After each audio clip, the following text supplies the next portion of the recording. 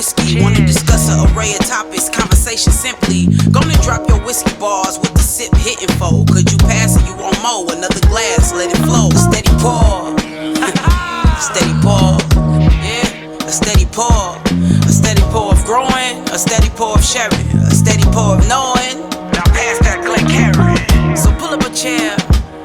Grab a glass and enjoy a melanin-infused perspective with a whiskey twist.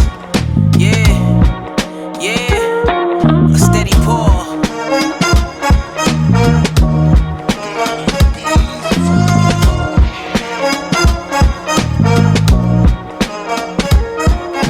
Yes, sir. Welcome to another episode of the Steady Pour Podcast. I'm your poor coach, Drew. Calvin. Tony, what's up? That is what it do. And we are your co-hosts. Last time on A Steady Pour. But of course, when you taste the juice, it's just like, man. Right. You want to not like it. And then you go, It's good. God damn, that's good. Yes, Can I yes. find a hate on it? Nothing. So tell us, like, what made you want to start New England Barrel Co.? Right. Gotcha. Is that also the time that you would like consider finishes and stuff like that? No. So when I pull barrels in, I can go through 40 barrels in a half hour, like just tasting them, and it's like I always say it's like a binary like thing. It's not they're $3, it's not $2. We've definitely leaned into finding more of those craft gems, Yeah. that people aren't really knowing about, and kind of like making that a mission to push that stuff. Oh yeah, no, Because it's really important, especially right now. like I have a ton of respect for the Colesveen family and the Willer family in general for what they've been able to build just over the years and remaining independent. I can try to build something that was mine as opposed to work with a bunch of startups where I was helping people realize their dream, right? I had the ability, because of a lot of work, to be in a position where I could chase my dream. And that's what I chose to do with New England Barrel Company. Nice. Nice. Which basically answers the question that you had earlier, Drew, which was, where was that pivot point? Where did you change in your brain from hobby to, all right, this is a real business. doing I got to this. treat it like a real business. Like, Let's do this. Oh yeah, I mean, I had clients I was working with for over 10 years. They're like, "Yo, I sent you an email 2 days ago. You know, we respond in 2 hours." Right. I'm like, crap. My bad. I was tasting whiskey, working on this next blend. Yeah. Like, that's why they respond to your email. You were like, it's shifting the other way. It was like Something's gotta change. It was like something has to give, Yeah. right? When you get to a certain point, and I mean, like arguably, I left the career a little too early.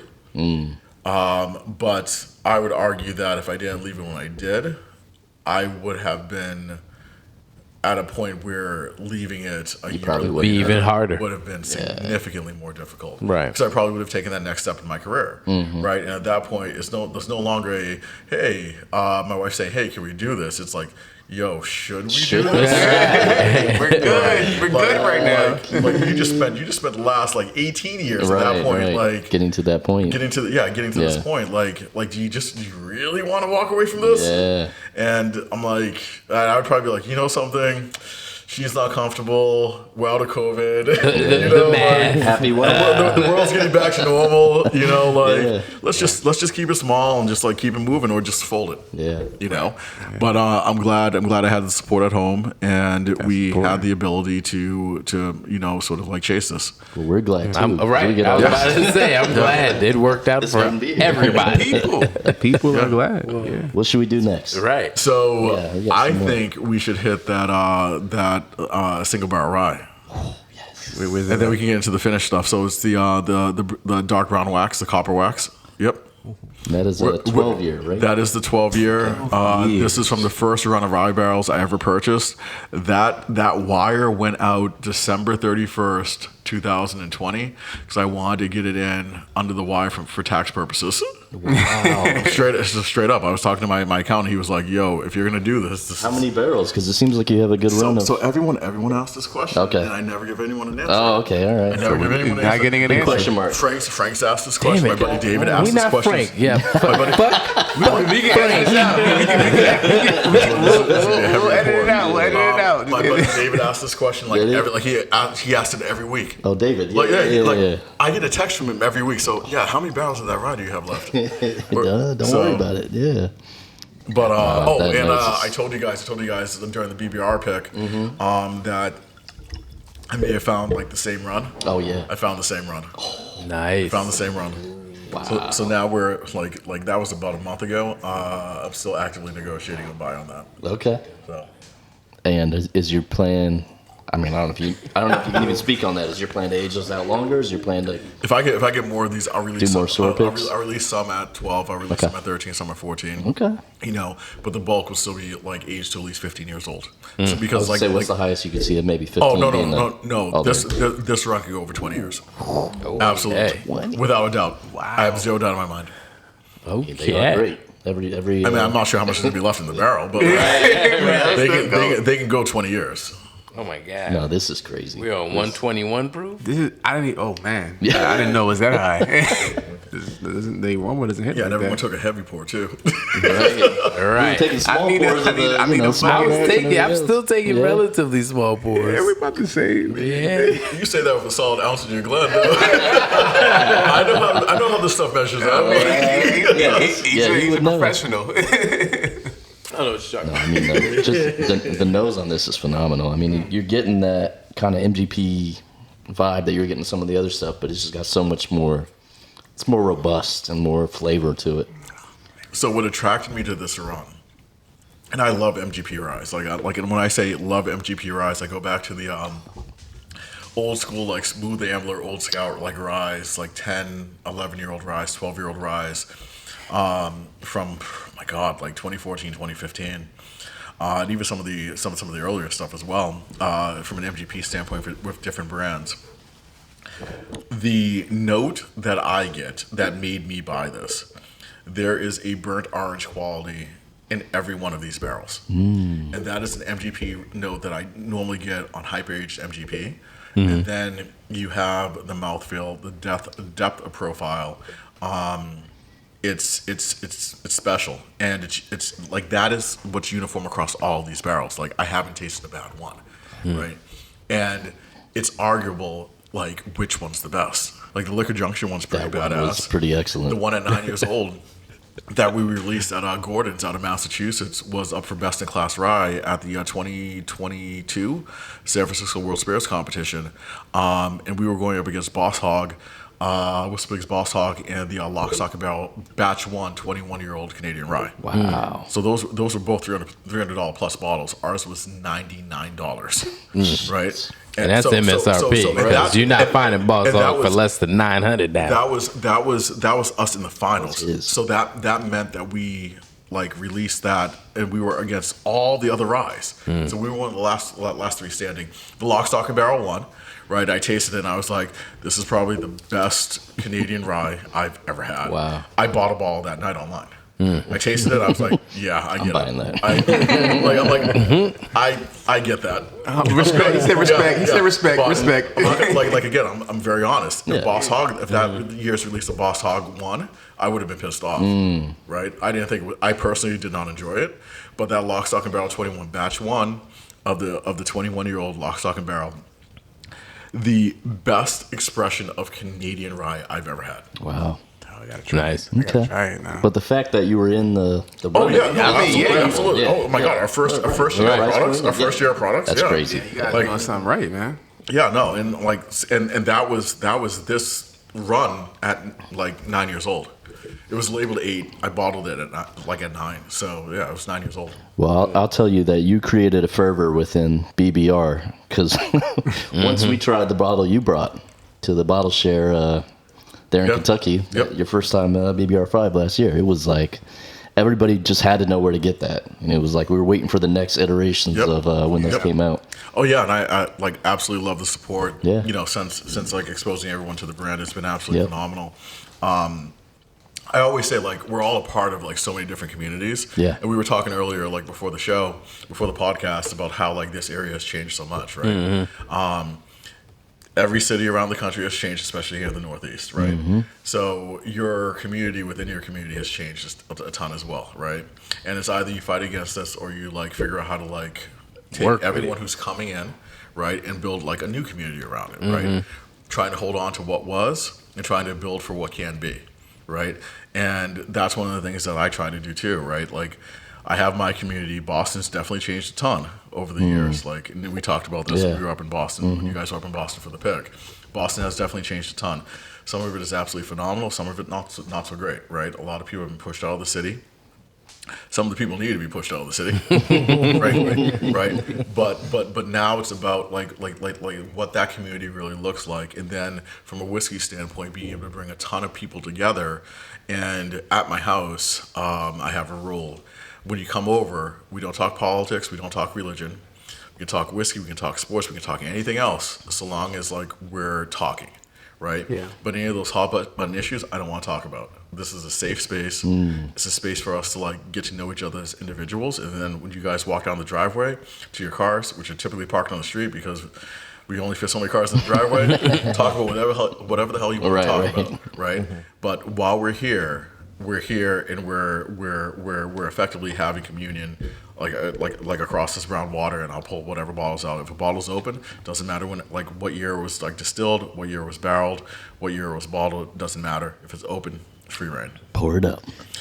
Respectfully, free reign. Right. If you grab like pre-pro and I see a Coke in your hand, we're gonna throw down.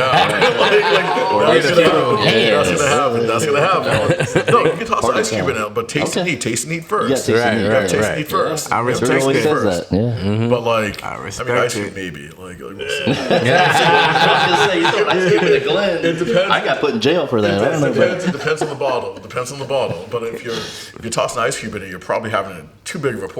If you're there for the long haul, couple drops of water will do. If you're there for a drink or two, okay, cool. Yeah. You can make a couple of bad decisions. if it's like bad decisions over the course of like an entire night, right, we might have to have a conversation. Right. We have a chit chat when you sober up there, don't you? Drink it neat. Oh man. Well, you talked a little bit about the Black Bourbon Run pick. That it's actually kismet that actually officially drops today, right? Yeah. Well, yeah. Officially, like the day we're recording, yeah. Right. Like so yeah, March 28th. We have no idea when we're gonna actually release this. But hopefully it's sold out by the time this airs. Probably. It will be. Hopefully we'll get our bottles by the time this airs. So one of the cool things about that pick is I wasn't expecting you guys to pick that barrel. Really? Straight up, I wasn't. Okay. Right, and not because it was a bad barrel. I just like, based upon what I knew about the buying habits of the folks that came up for the pick, I was like, this might be too Tennessee for everyone, right? And a lot of people have like their opinions on Tennessee whiskey and what have you. I have mine as well. But the depth of profile that this 95.5 rye at 7.5 years old, like provided was absolutely insane. Like, it's when I do my submissions for competitions each year, it's a blind panel that I put together with like a handful of people. And these aren't people I know, right? Well, I mean, there are people I know, obviously. That'd be weird. Like, I was just like at the supermarket, like, hey, what are you doing tonight? You want to taste some whiskey? She's like, no, I have to, like, I'm eating. Like, that'd be weird. Don't be a whiskey creep. So, but like these, like when I say these aren't people I know, I mean like these aren't people that are like within my close whiskey circle that taste like a ton of stuff. Put together like a super small panel, 5 people, pour them blind, each category that I'm looking to enter. Right? Yeah. And the BBR Tennessee Rye 7.5-year-old pick was picked above the Liquor Junction pick. It was picked above the Nepco pick. It was picked above a number of ryes that we released over the course of the last year. And it just speaks to the quality of that pick. Yeah. Right? So I'm very happy you guys picked it. Because I also think it gives people in the group like another point of reference in terms of what rye is. Right? Because it's not just MGP. Yeah. I mean, across all of our holdings, which at this point is over 1,000 barrels, less than 10% is MGP. Okay. All right. Right? And that was deliberate. I love MGP, absolutely love MGP, but there's so much more out there, and there's so much more out there around the country. Right. It doesn't all have to come from Indiana. It also doesn't all have to come from Kentucky, Right. as evidenced by like what was picked for BBR with Tennessee. But there's a ton of amazing whiskey out there, and that's one of the things that we want to, like promote. If you take a look at like just what we have on the table, we have represented here, and I'm quickly doing like the math. We have 3 states, if I'm not mistaken, 2 states. Oh yeah, Indiana, my fault. Indiana, 2 states Kentucky. plus a country. Indiana, Kentucky. Plus a country. Okay, we don't have any Tennessee on here, but we have Kentucky, we have Indiana distillate, we have Canadian distillate, right? And we have 1, 2, 3, 4, 5, 6 different distilleries on the table. Right? Okay. And we only have 7 bottles. Yeah. Right? So being able to blend and find or find individual single barrels or finished barrels from different like distilleries, I think is key in terms of helping the consumer, find variation on the shelf, because no one wants to have, 10 bottles, 20 bottles that taste exactly the same. Right? At a certain point. Depends on the person. But typically, as you continue down this like hobby and you have like more open bottles, you're picking your bottle not based upon profile, but based upon what the hell's going on, right? Whether you're pairing it with like whatever you're eating, or you had a crappy day and you're like, I just want something to slap me in the face and wake me up, or something to just like put me to bed, like whatever it is, or something to just give me a hug, right? Like it all depends on what you need, right? Yeah. That's how I pick my bourbon now. I'm like, what do I need today? And that's when I reach for a bottle. It's never the same bottle. Okay. Yeah. Can you talk a little bit about how you develop how people pick single barrels with you? Because I mean, I'll just say as an experience, I've been to done some at like bigger distilleries where it's like, these are the barrels you choose from. Like, here's 4, like pick from these 4. Yep. You came in, you were like, we're going to drill until we find the barrel we want. I think we drilled through, 11 barrels? I believe it was 11 barrels, yeah. Oh my God. And like, I'm so mad at it. The one that we chose was like in the middle of the pack. Yeah, that was like, that was like 6 or 7. 6 or 7, and then and what's funny is Nakia, the sober bourbon girl, was the one who drilled the barrel with me. No, she did. That's amazing. What is super And interesting? she had juice. And this is Sobriety, that's what we're calling it. This is not like conjecture. This is like fact. Women have a better palate than men. Period. Oh my God. Full stop. And she doesn't even taste. And she doesn't even taste. Oh yeah, no, yeah. Her like it's She knows the barrel. the olfactory response Right. I was gonna say the olfactory is so strong with women that their sense of smell is better than most men's sense of taste. Like crazy. So she called that barrel really early. And then these guys just like, they were like, yeah, she's right. She's right. And I don't think it was like the power of influence. I don't think that's what it was. No. Because these guys like they went back at like watching the process, because I stepped back. Like I'm not I didn't give you guys anything. No tasting notes, nothing. I told them age because it was on the barrel, and like a few of the guys knew how to like read barrels, right? So give you age, you know what it is because it's labeled, but like didn't give you proof. You had no idea how long I had it versus like the home distillery. So it's one of those things, like when you're on site, we're gonna find something that speaks to that group's profile. Awesome. And sometimes it's us just going through 5 barrels. Like I've gone through 5 barrels, so it was an hour and a half. Wow. Right? And I was like, cool. I get to my steak and cheese sub really early. And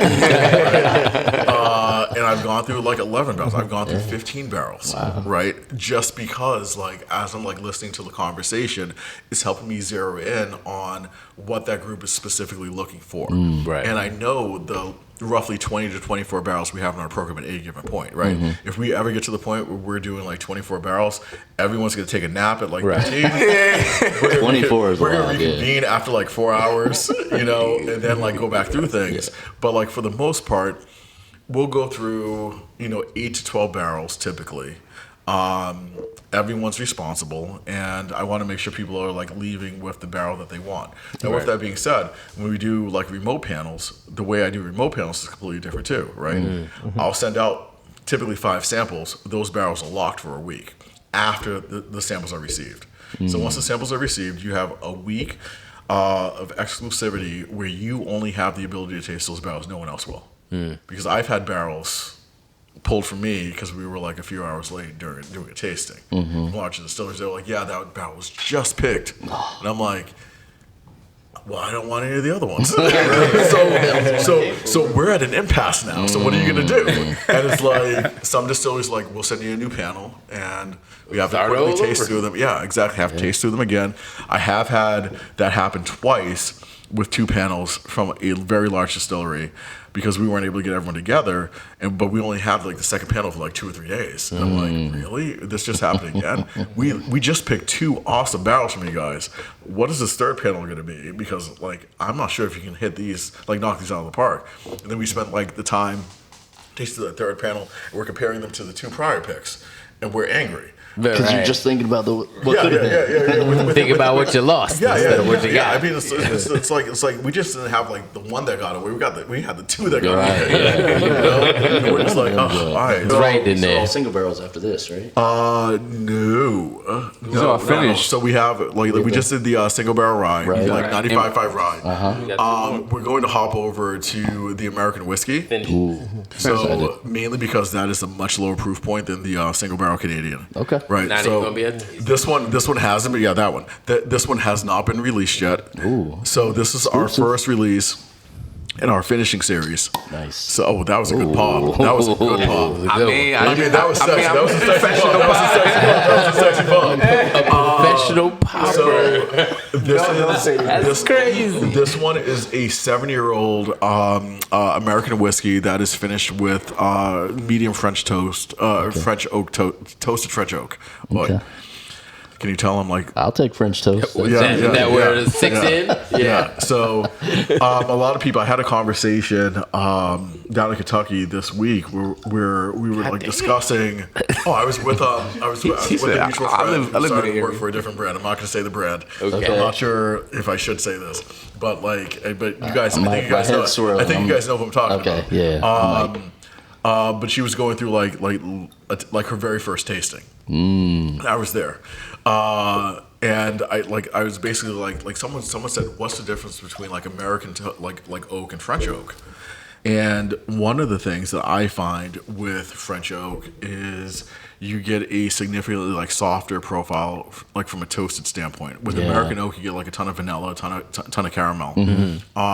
With French oak, and granted, like American oak, there's a ton of different varietals. So your mileage may vary here, but like I get a lot of the softer, fruitier notes, right?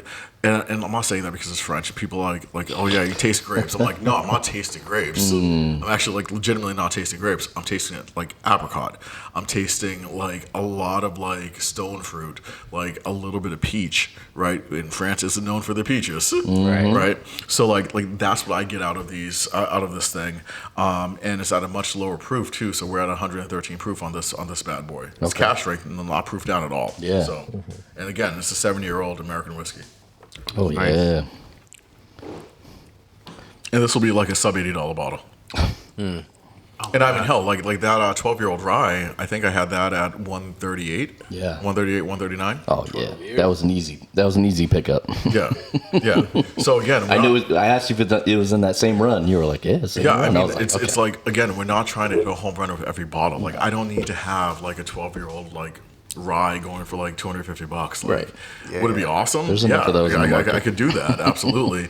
But we also wouldn't sell out in a half hour. Yeah. Right. You know, so I want people to get it. I want people to feel comfortable opening it. And because we're still super, super small, even when our bottles pop up in secondary, they're like at most 2x retail, which would put them at what they should probably be for a 12-year-old rye. 12-year-old rye at $250, like secondary is like what most are like at retail. So do you think that's just people not knowing what it actually is? People have no idea who we are. Right, that's what I'm saying. So like we have, it's kind of like do you guys know Dietlings? Exactly. Right? It's an awesome small distill. I should probably not talk about this. I actually I buy their stuff. I legitimately buy their stuff. This is what happened with Willet back in like 2016. I started talking about Willet, and they blew up. Like so much for $10 a year. But Dietlings is a super small distillery down in Alabama. Okay. Producing amazing stuff. I mean, absolutely amazing stuff, and doing it the right way. Like their founders, like, if I see you buy this, or if I see you post this on secondary, I will ban you from buying bottles forever. Wow. Love it. I'm like, that is. Yeah. And he's from Alabama, so yeah. So, but that's another one where I'm like, there's such a small community that's built around it that I'm like, all right, cool. Like, see it on secondary, like. Some of his stuff is like more expensive than mine, so like secondary is a little bit more. But if I see a 12-year-old rye at secondary, and I typically know everyone who's buying our stuff because we are still like super small. Most of the 12-year-old ryes are going through like very specific retailers, so I either know who's CNSing out of that group or like who's buying it if it's released locally, and then if it's like a person from the website, I see everything, right? So aside from credit card information, I see no financial information. I just say that from a PCI compliance standpoint. that was like my prior career coming out right there. So I don't see everything. But like I'm like, all right, cool. Like you're selling this. If you need the money, cool. Like whatever. Going from like $120 to $250. You're probably spending $20 on shipping. You're taking the risk of shipping. If you think it's worth that, right, then that potential risk, then cool, do it. Right? Like if we get to the point where our bottles are like selling for like $800, $1,000, different story. It's ridiculous. Like that's when we start doing like I start to actually leverage the tech background and actually make like near field communication work. I don't know how Sazerac hasn't made it work consistently because I know the tech. It should freaking work. Right? We'll start to like look at like doing things like that, but right now I don't see any real need to do that. It's more of like a if you know, you know. The stuff. Yeah, exactly. Right? You know what I mean? Like, so I mean, let's have fun. Like, let's just like continue to drink it. Again, high quality stuff at a reasonable price. Absolutely. So we're trying the French old finish now. We got the Armor that we haven't tried yet. Anything that you haven't finished yet that you're interested in finishing it yet? Oh, we have a lot going on. Hey, Amberana on the horizon. All right, let's talk Amberana. I'm your take. Wait, just for our listeners, can we just say what the Amberana is in terms of the finishing? Yeah, Brazilian hardwood. Brazilian hardwood. It's basically a very strong finish. It's a Brazilian, very strong, it's a Brazilian wood that has a very, or I want to say it. The Amberana was like a. I want to say it's a Brazilian. Like, is it like a rum or like a Brazilian? No, it's the oak. It's the oak. But what do they? Cachaça, or it has like Pete was saying. I don't remember the exact term. I forgot what type of liquid it was, but the spirit was. But very divisive. Well, so I'm learning something new. So I thought Amberana was just the wood. I didn't think wood came from Cachaça. Like, I didn't think all of the wood was finished in Cachaça. I thought it was just like the wood itself. It is the wood itself, right? Right. But I think what Amberana as a wood was known for was Cachaça. Was known for, yes. Right. Yes. That's and I do not like Cachaça. So what's funny is when I started New England Barrel Company, I had one company. Now I have like 5 because like there's a lot of other stuff that we're doing, from like contract like distilling to like acquiring different brands under different entities.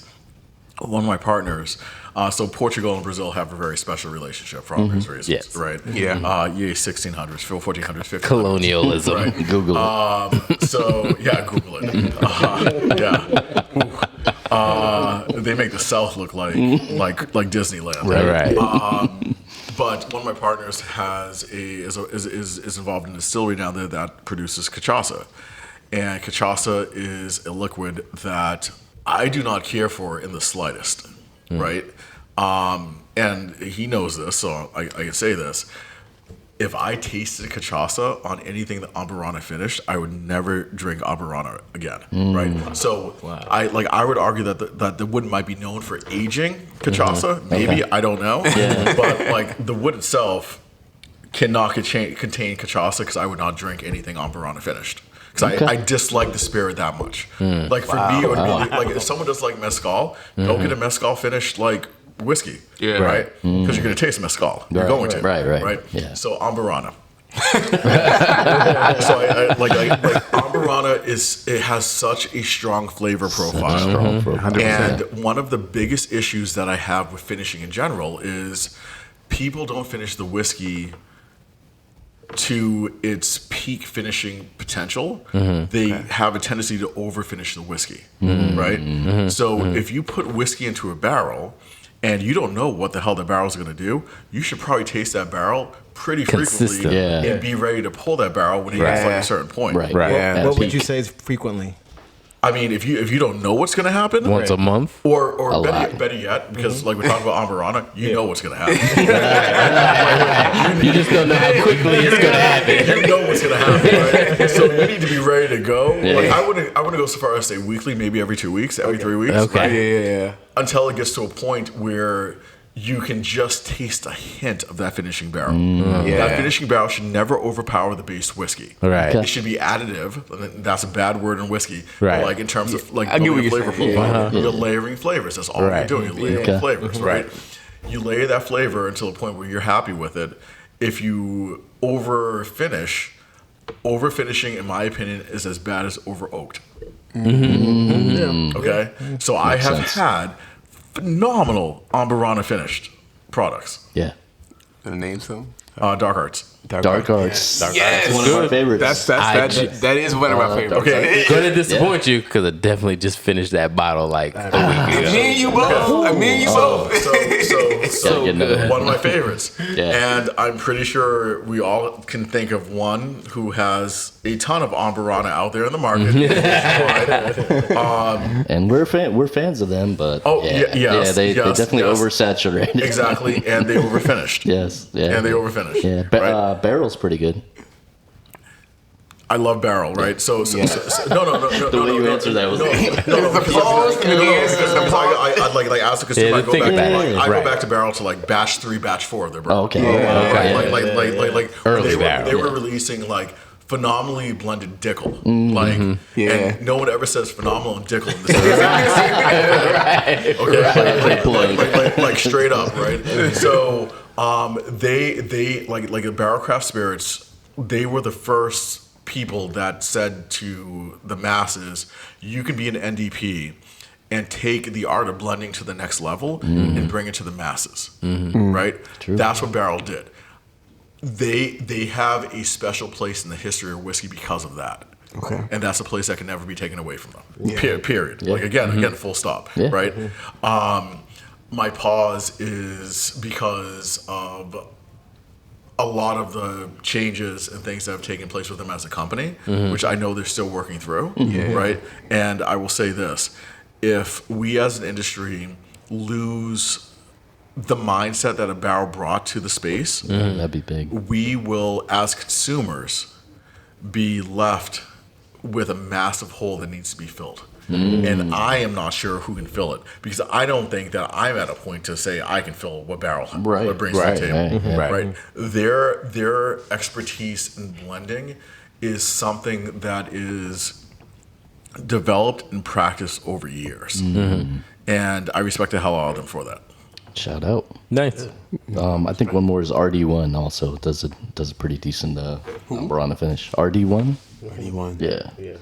There's a few. I feel like we've had that. But it's Mostly it's like mostly it's like I taste Big Red Gum or Aftershock. You guys remember Aftershock back in the day? Why do you have to bring that up?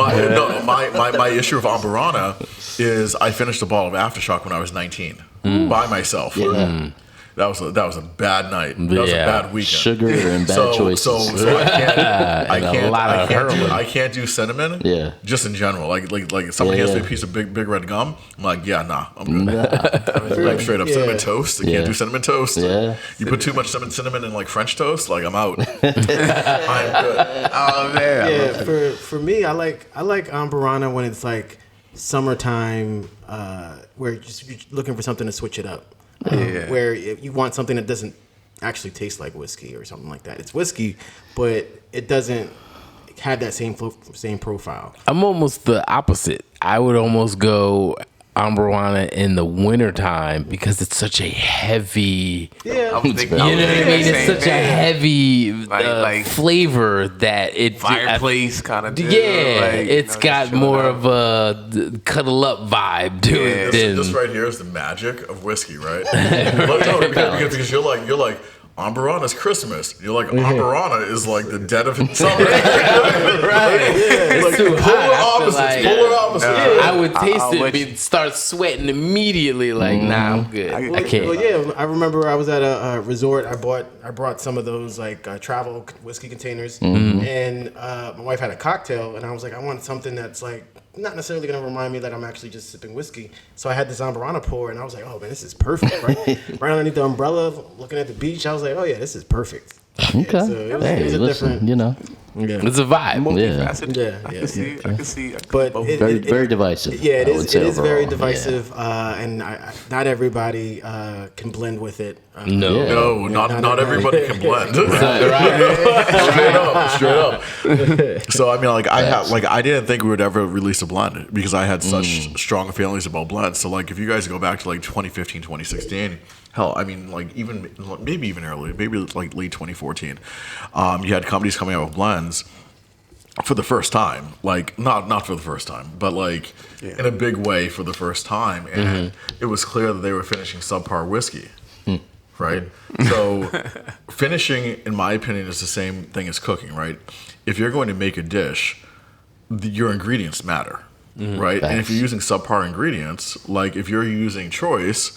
If you're a very skilled like chef, you can leverage like choice beef and turn something and maybe create something absolutely amazing, right? Yeah. But if you're using like prime grade, your margin for error is like massive. Right. Like you can make a ton of mistakes and it still tastes absolutely amazing, right? These guys were using choice and they didn't know what the hell they were doing, right? And that made me say that if I was going to have a finished whiskey, I needed two things. I needed to taste the base spirit. I needed to taste whatever the hell it was finished in, right? As that product. So like, if it was like a cab, I needed to find that cab. If it was like a port, I needed to find that port. I needed to understand what it was on its own, so that when I tasted it together as a finished product, I was able to like create that like mental like linkage. Fast forward, 5 years, 6 years, and now we have a lot of artists beginning to finish, right? And I say artists because, again, a well-finished bourbon, first off, I think is a whole hell of a lot more difficult than a well-finished rye. Rye takes to finishing the way vanilla ice cream takes to sundaes. Rye is absolutely phenomenal to finish with, right? Absolutely. Bourbon is much more difficult because the margins for bourbon are much more narrow. Such a softer profile. Exactly. So like it's if you find a well finished bourbon, that person spent a ton of time figuring it out, tasting it, making sure they were making magic. Rye takes the flavor a little bit better, and I say that as we're about to taste a Canadian rye. But with that being said, like a well finished rye trumps a well finished bourbon for my palate. Okay. I'm just gonna toss it out there. Okay. I'm gonna let that just like simmer. I can see that. The only reason why I could see the argument the other way is to your point that it is harder to finish. So if you can get done really well, a really well finished bourbon, I'm talking about the final result.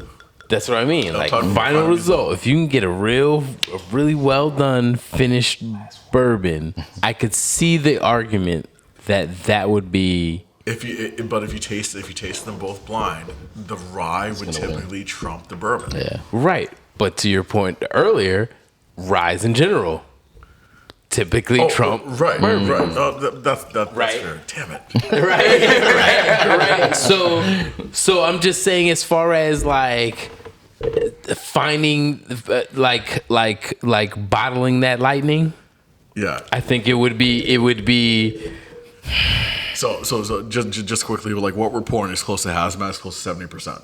Yeah, So, and like, you this poured a heavy pour, bro. I'm like, bruh, what are you doing? From It's the last one of the from a night. compliance standpoint, like I am good. I just said what I need to say. He just put it out At there. this point, we're all adults. We all make our own decisions, right? Like, Good luck, everybody else. Drew was just like, yo, I'm going out on a bang. For real. this is almost 140 proof. You know you can It go does not back. drink. It does not drink 140 proof at all. You know, I was which about is to why say. it's dangerous. Yeah. So He actively, lives in the area, so he's like right around the corner. I hear New England Barrel Co. goes by. We like our whiskey to drink above its age and below its proof. absolutely, Okay. absolutely. I would say it's been everything we've tried, pretty much. Yeah. Yeah. I want everything. So you're saying you're everything in needs- more danger right now. Everything needs to be approachable. Everything needs to be approachable. I never want to punch anyone in the face with ethanol, right? Like that is Right. one of the most unwelcome experiences any consumer can have. Is just like fire. Like Yeah. it's just bad. Now a lot of people don't know how to drink whiskey, right? So during Facts. my tastings, I spend a ton of time teaching people who are new to whiskey how to properly taste whiskey, right? Which they don't typically expect when they expect to spend like 45 seconds at a table tasting something, right? But I always say we never have lines at our tables, and like our table's always a party, right? So like when you come to our table, expect to engage, expect to talk, Yeah. right? Yeah. If you proactively like if I pull you in, different story. If you proactively stop, it's like game on, like Yeah. like you just like came through the like the velvet rope, like let's go. So I have a question. Why Armagnac? Because like, Oh, I love Armagnac. yeah, I do too. I love Armagnac. It feels like that's kind of more of a. It's starting to peek through a little bit with So, some finishes. so Armagnac is really, really interesting, right? So it's a form of brandy, comes from the Gascony region in France. And to this day, it's still used in certain situations as currency, right? To this day, 2025, Wow. right? So Armagnac began to hit the U.S., I would say, pretty big 2017, 2018, and there were two stores. There was K&L on the West Coast. There was Astor's on the East Coast here in New York. Well, in New York, not here. We're in New Jersey. We're close enough. But they were doing a ton of stuff with L'Incantada, which is a brand. A ton of hyper-aged Armagnac, like 40, 50-year-old Armagnac, which is absolutely awesome. As a country, we destroyed the Armagnac stocks in like 3 years. Wow. Like decimated. We went from like 60-year-old Armagnac to like 25. Like Jeez. we destroyed it, right? Because there were a number of whiskey drinkers who realized that Armagnac was a whiskey drinker's brandy, right? So what I love about Armagnac is, and Armagnac typically is aged in like second use, third use, fourth use barrels, like barrels. Like a whiskey barrel has a lifespan right around 100 years. A lot of people don't realize that, right? Yeah. So like you can put bourbon in it for 4 years, 6 years, 12 years, whatever. You can put scotch in it for 30 years, and then it still has that period of time, like an additional like 65, 60 years to like continue to age whatever in it, right? And whatever it's aged in continues to pull the profiles from what was previously aged in it, right? So like it just continues to build. But what I love about Armagnac, and the specific Armagnac, which I can't disclose, one of the few things I don't disclose publicly, in terms of like the finishing here, we did leverage an Armagnac or oak from an Armagnac that was 100% Baco grapes in New Chart oak, right? Which I think is super, super, super important, right?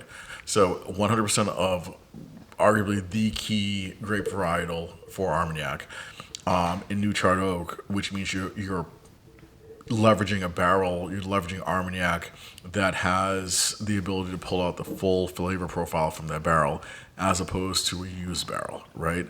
Where that flavor profile would be significantly softer, right? So I think that was like super important.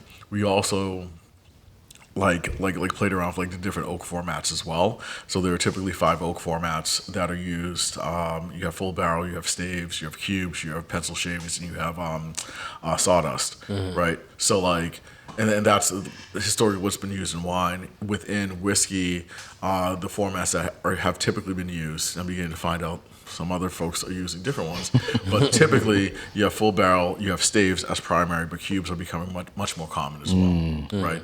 So it's pretty interesting to see how the industry has shifted in line with the consumer, and it creates a larger palette for me to play with when it comes to how we finish and making sure that we don't overfinish, number one.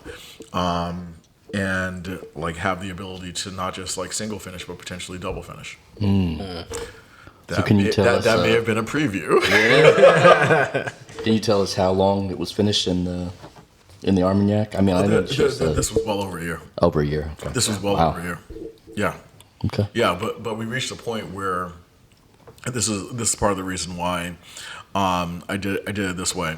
So you have a point where you can no longer extract literally anything out of wood, right? You've extracted everything. Right. So the format we used, it was cubes, right? And I knew how long we could like potentially pull from those cubes without over extracting. Right. And like I'm not worried about this becoming over oaked because I know how many cubes we used.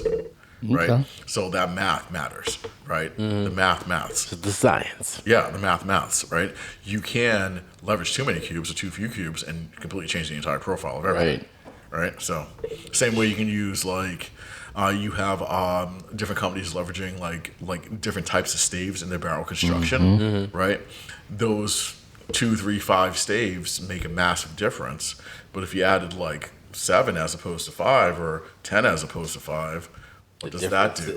What does that do? Right. Yeah. So you're consistently playing around with these things, and one of the cool things about like now having a distillery is I have the ability to play around with these things and like answer the questions. And worst case scenario, it just costs me some money. Take a detour. And, but at the same time, I have a ton of bottles that cost me some money that I will never go back to because they suck. Right? As a consumer, over like I probably have like 40 bottles that I'll never touch. Wow. Like those bottles are like destined for batched old fashions, Manhattans. You know, like some If that. Cocktail anyone? Is that a 2-ounce pour? some of the really bad ones are smoked old fashions because I really need to hide what's going on. And these are You can really hide it with a smoke. Oh, exactly. These are like barrels from like large distilleries and small distilleries that just didn't hit. Okay. Or I probably got. Can you like distill it again and remove the alcohol from it and make it a You're mocktail? wild. He said no. You mean make it juice? Yes, exactly. They'll buy it if you tell them how it was done. No. I'm not beat. I will still die on this hill. It's called juice. So There is a large contingent of the population that has moved towards mocktails. You mean juice? And as much as I own a whiskey brand, at the end of the day, I always say you drink what you drink, you like what you like, right? So Absolutely. They can drink what they drink, they can like what they like. I'm not going to pass judgment on them at all. don't call it whiskey. Whiskey Call is, it what it is, whiskey which is juice. whiskey has to be distilled. Well, some of these. Yeah. See? Notice how I said whiskey has to be distilled. Okay. So if something is distilled, And then they extract the alcohol from it. there's nothing that I've seen that says whiskey has to have alcohol in it. Ooh.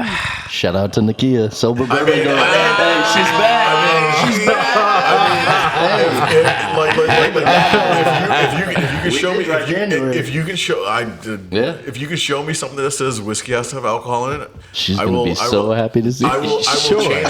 Sober Bourbon is like, yes. I will This is her change time. She's shining. my tune. But like, I'm not going to tell anyone that they have to drink alcohol, right?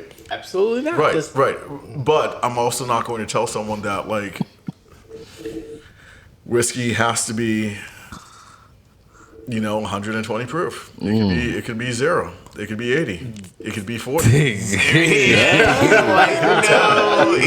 been like, once it gets to 0, what are we doing? it's called juice. Does juice have to be derived from a fruit or like a cereal grain?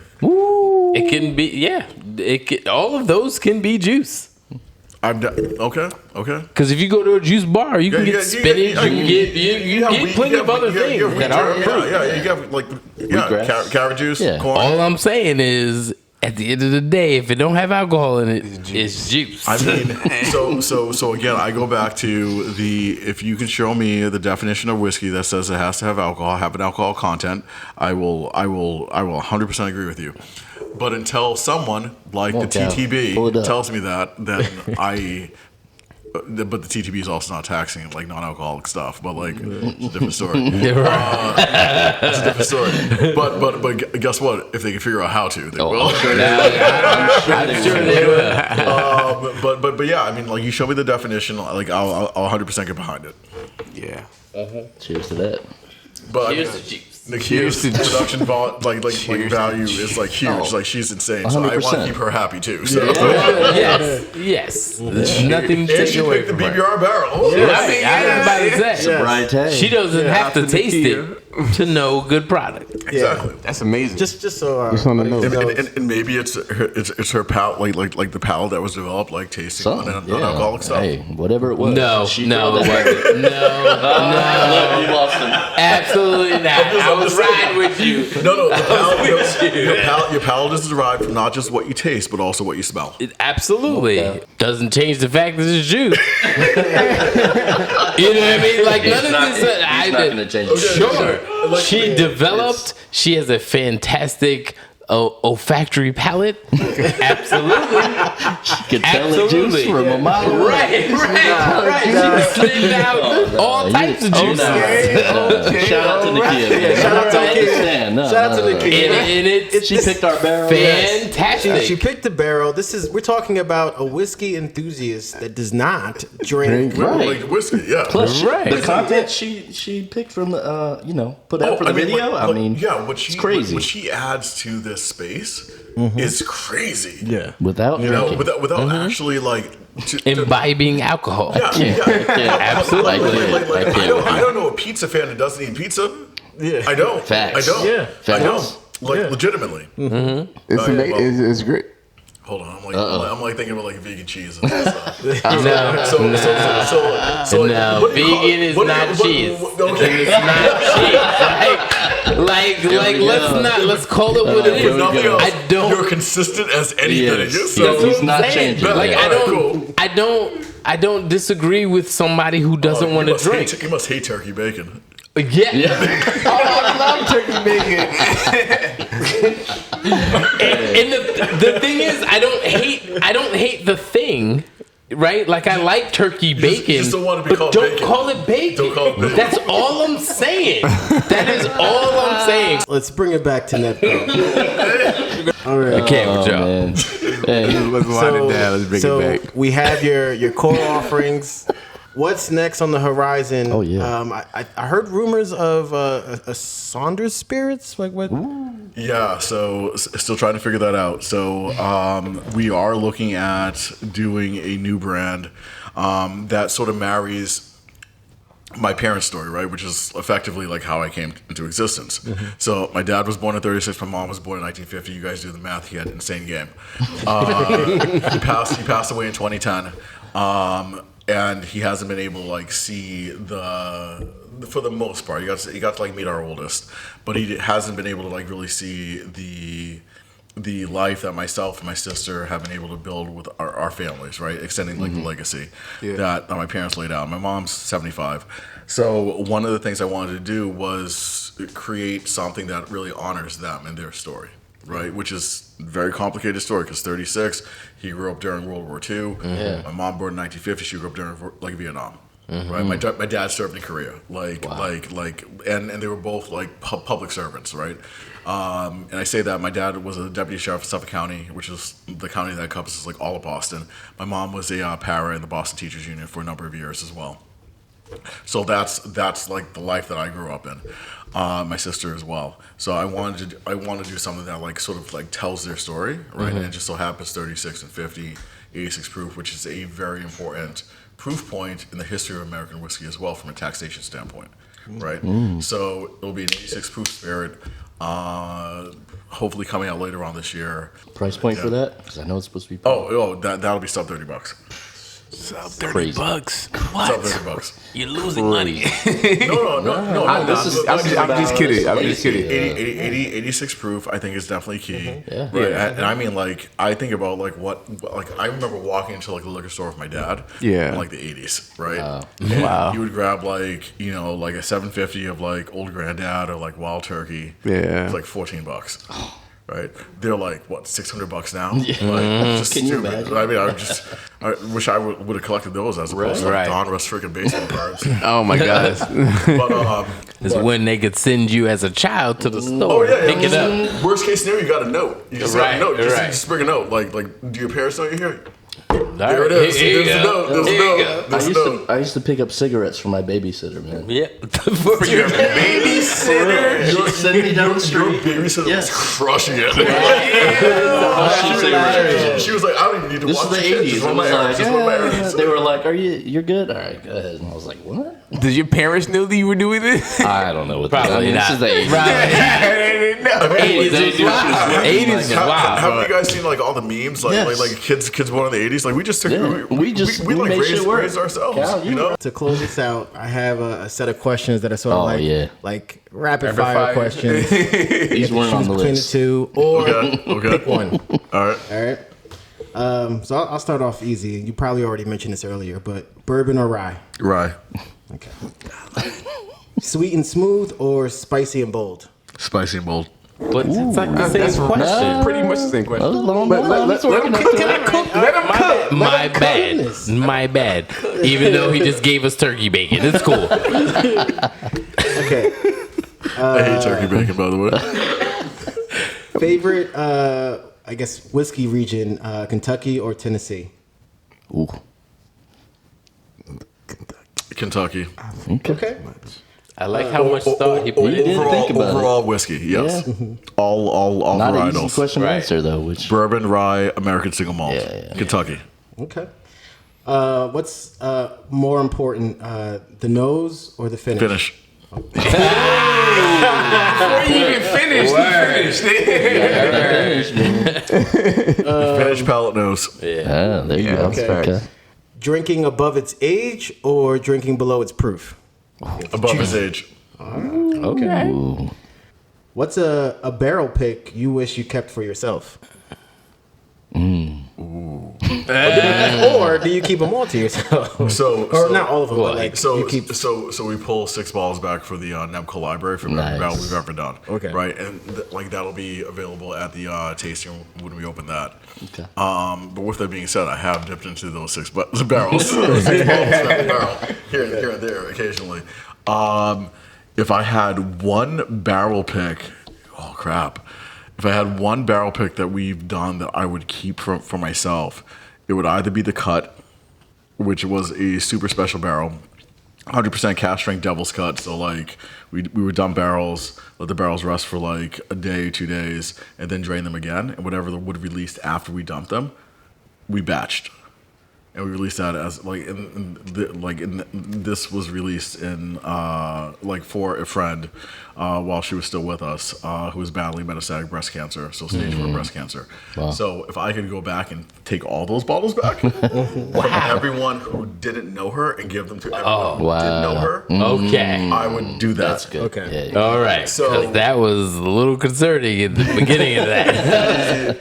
Take all these The shit. other one was a 30-year-old Armagnac that we did.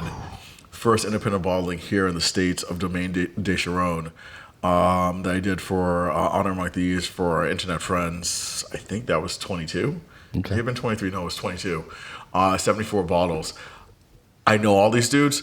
I would take every bottle back and drink every bottle over the rest of my life. Wow. Absolutely. Wow. And I would not apologize one bit. I'd be like, you guys, I need these back. Yeah. Just need these back. Facts. I would not share that pick. That would just be for me. I love it. Stands up to cigar, stands up to coffee. I could have it in the morning, I could have it at night, midday. That's what's up. Yeah. What's one Nebco pour to convince a Scotch drinker bourbon is better, or rye is better? I'll do both. You could either or. We did it hasn't actually hit market yet. We should be shipping next week a 6-year, 9-month MGP bourbon. It's going down to like the Jacksonville, St. Augustine area. Okay. St. John Sippers, Friday Night Flights, collaboration with PJ's Liquors down there. That is 6 years, 9 months. Probably the closest profile to it's an off-profile MGP to create that bridge for a Scotch drinker to American whiskey. That we released. That we will release. Wow. 6 years, 9 months. It drinks older. It has that sweetness. It has that mouthfeel. There's a dry quality towards the end of it. It's off-profile MGP. Okay. Very, very Any off-profile PD MGP. notes in that, or just No. We are okay. space side. We are space side. We're not Highlands. We aren't super PD Gotcha. regions. No Gotcha. We are space side. So it's a way to bridge the gap. Yeah. What's the most overrated trend in whiskey right now? Besides Amberana, I'm about to say, besides Amberana, I don't know. It's dying down a Paying little way bit. too much for way too little. Ooh.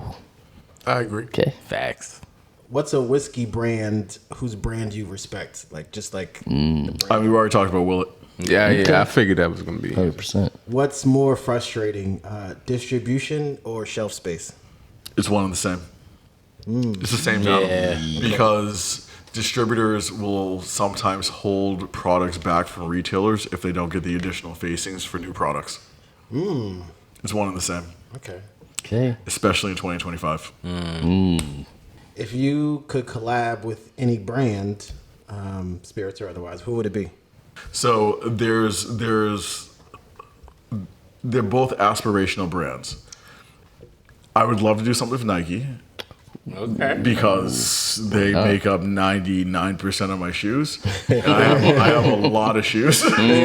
So there'd be, and it would be something that would go in line with either a custom-made Dunk Pro or a custom-made like AJ1 from a Nike standpoint. The other brand that I would love to do something with would be Rolex.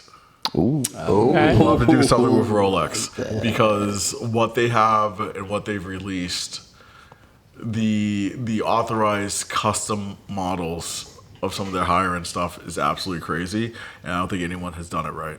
And I think I could. I'm excited, And man. I think you could. And I'm I also think you very could. humble. Yeah, I see. All right. Last one. If Nebco had a theme song, what would it be? Good question. If I ruled the world. Okay. Because that is a progressive song, and a lot of people don't realize it's progressive. Yes. They just hear it's very progressive. and they think that's all that it is. But the story is a powerful story.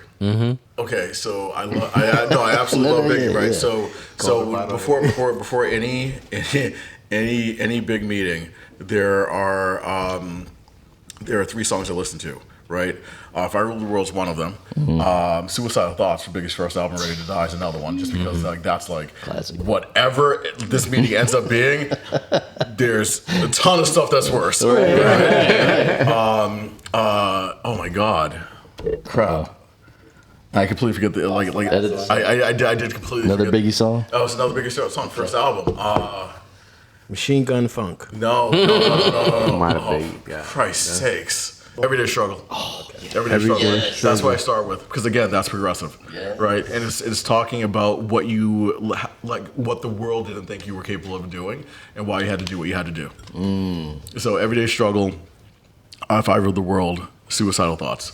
Those are the 3 songs before every big meeting, regardless of industry, regardless of life, where I'm in life. 3 of them do. Well, you just chose the song that's going to go behind the release of this. 100%. Yeah. Well, that's awesome, man. Yeah. Okay, can I just quickly say? Yeah, One of my favorite Biggie songs, right? So you have Notorious Thugs, right? From Life After Death. But the best song, in my opinion, on that album is I Got a Story to Tell. Because it is freaking hilarious. And it's true. And it's a real true. story. And it's true. And if you grew up in hip hop in the 90s, you know who it's about. And he might just be across the river, and he may have played in Madison Square Garden. Hey, now. So, Well, no, it is. But are we not allowed to say his name? I'm not saying his name. He still has more money than I do. You want to sing? He can afford You should say more. his name. Has he been back to the Garden since? I don't know that because I'm a Celtics fan. I like watching winners. Oh, my. All right. I think he's not lying. He ain't won in a while. He's not lying. Just saying. He's not lying. Like you guys haven't won in a few decades, right? Yeah, I'm not a Knicks fan, so I don't know. It's been I don't follow the Knicks. 70s. way too long. I mean, it's decent now. I think the Knicks are The Knicks are where the Red Sox were before they broke when Big Papi came in and started. I mean, that is a stretch. I'm just saying. He's trying. That is a wild statement. It's not that wild. Right. What I'm saying is not necessarily the stress of time, but more that it feels like a curse. It feels like they just can't, like they can get all the elements. Yeah, the curse of get James there, Dolan. and it just doesn't fucking happen for them. Facts. That's what I'm saying. Okay. It's not necessarily the stress of time. Okay. I feel you. You know what I mean? They have talent. I mean, I think the 76ers are more cursed than you guys. Definitely. Definitely. At this point, That process didn't Trust the work out. process. They aren't nearly as close. I do agree, you guys are close. In the East, there are just some there's us, the Celtics, and then Cleveland. I think Cleveland's the truth. 100%. It's just Celtics. Cleveland. That's it. Cleveland. That's really it. Y'all are like way. It's like Cleveland and the Celtics and everybody else. That's it. I would say the Knicks are like turkey bacon. So the not even basketball players. so they're playing like rugby. They Not play the real, same bro. It's all sport. imaginary. It's gonna be so bad. It's imaginary. It is pretending. I'm not really even a basketball fan, so You and me both. Wow, this was amazing, man. Thank you. Yeah, This was great. absolutely. This was awesome. So, where can people find you? I mean, it's pretty obvious, but like NewEnglandBarrelCo.com. Yep. So for all the markets that we're not in, and for like our special releases, and I also released our Whiskey Club a couple of months ago. So that's the Whiskey Club is something, no charge, sign up. You opt out every quarter if you don't want the bottle. But that's where we're going to be doing like a ton of like hyper age dated stuff, special projects, things along those lines. It's only $150, which in this market is pretty good. Yeah. Our first Whiskey Club release was the last pour we tried, which was the 13-year Canadian rye finished with Armagnac oak. Mm-hmm. I think that's badass. Shipping's included. So Whiskey Club, NewEnglandBarrelCo.com, New England Barrel Co. on Instagram, James.Saunders2 on Instagram if you want to follow me personally. I typically just post personally, like reposts from New England Barrel Co. And occasionally like a workout picture or some food pictures because it's social media. That's what it was made for. Food pictures. Pretty much, basically. But yeah, NewEnglandBarrelCo.com would be where to grab all of our core products if we're not in market. If we are in market, and again, our markets are Maine, New Hampshire, Massachusetts, Rhode Island, New York, upstate Western New York, New Jersey, a small subset of Michigan in the greater Detroit area, NorCal, and Florida, specifically Pensacola, Jacksonville, and Tampa. If you're outside of those markets, hit the website. Otherwise, go support your local retailer. There you go. Amen. Awesome. Can you talk just briefly about the new location you opened up and bottle your own? And like that kind of So stuff we too, do have a distillery too. So if you're ever in the greater Boston area, definitely swing by. We're about 30 minutes north of Boston. We do have some distillery-only events taking place. The ability to go through 6 barrels and fill your own bottle. It will be unfiltered. You will handle all the labeling. You handle all the waxing. Get an experience of what it would be to actually put a bottle together for the shelf. We have that. We have some blending workshops as well, some Whiskey 101 stuff going on, and then pending a few permanent conversations and decisions being made by the town, which has been awesome to work with. We will have a tasting room opening hopefully the next few months. I'm being serious. Nice. The town has been honestly awesome. That's not me being facetious. We're currently in favor. I would tell you guys the town hasn't been good. Like getting our certificate of occupancy was not fun. But the town wants us to be successful because we're additive to the community, right? Mm-hmm. And then being able to support local. We don't have to have food, right? We don't have to have a restaurant. Yeah. Mm-hmm. So being able to support the local restaurants by having people pull food in, DoorDash to us, and then do events from the space as well, and leverage the local restaurants to provide food for those events.